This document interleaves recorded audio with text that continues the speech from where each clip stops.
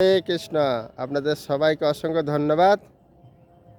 আপনারা তীর্থ গোবিন্দ দাস চ্যানেল যারা সাবস্ক্রাইব করেছেন তাদের কাছে আমি অত্যন্ত কৃতজ্ঞ। যারা এখনও করেননি, যদি মনে হয় এই কথাগুলো ভালো লাগছে তাহলে আমরা সাবস্ক্রাইব করবেন, অন্যজনকে শেয়ার করবেন।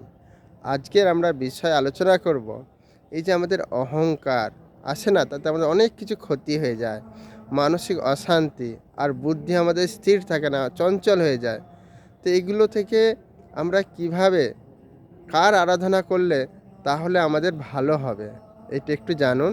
এটা আমার মনের কথা নয়, এটা হচ্ছে ভাগবতমের 3য় স্কন্ধের 2য় অধ্যায়, অর্থাৎ 3য় স্কন্ধের 26 অধ্যায়ের 21 নম্বর শ্লোক যদি আপনারা পড়বেন, সেখানে বর্ণনা করা আছে। কি বললাম?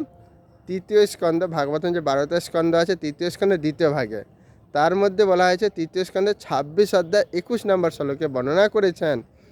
তাৎপর্য শেষের দিকে দেখবেন, যদি কেউ শঙ্কর্ষণের আরাধনা করে তাহলে তার অহংকার দূর হয়ে যাবে। আমরা জানি রাবণের, হিরণ্যকশির অহংকারের ফলে কত কিছু ক্ষতি হয়ে গেছে, তাই না?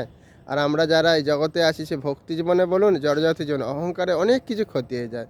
তাই যদি আমরা শঙ্কর্ষণের কাছে প্রার্থনা করি তাহলে আমাদের অহংকার দূর হয়ে যাবে।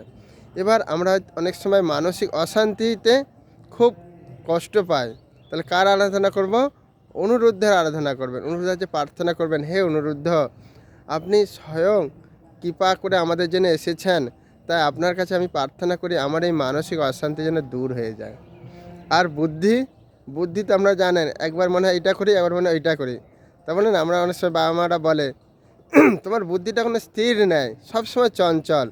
সেই জন্য বুদ্ধিকে স্থির করতে হলে কার আরাধনা করবেন? প্রদ্যুম্ন আরাধনা করবেন। কেমন?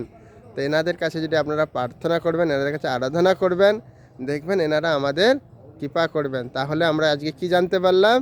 আমাদের অহংকার, মানসিক অশান্তি আর বুদ্ধিকে স্থির করতে যদি আমরা চাই, তাহলে আমরা শঙ্কর্ষণ, অনুরুদ্ধ আর প্রদ্যুম্নের কাছে প্রার্থনা করব, তাদের কাছে আরাধনা করব এবং তাদের কাছে কৃপা লাভ করব।